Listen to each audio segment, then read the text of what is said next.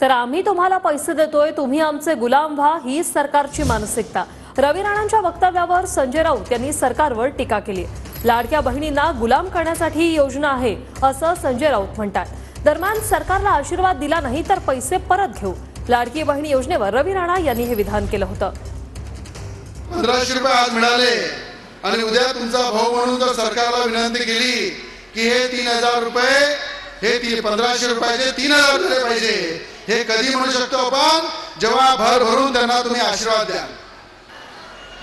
ज्यांनी आशीर्वाद दिला नाही तर मी तुमचा भाऊ आहे, ते 1500 रुपये खात्यातून वापस घेऊन येईल।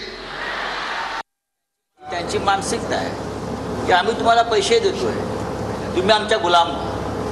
हे लाडक्या बहिणींना गुलाम करण्याची योजना आहे। जरी यांची भाषा असेल, ही भाषा असेल तर लाडक्या बहिणींचा अपमान महाराष्ट्रात, महिलांचा अपमान, आणि तुम्ही आमच्या गुलाम आहात, आम्ही 1500 रुपये देतो, तुम्ही आम्हाला मत द्या, ही गुलामीची भाषा आहे।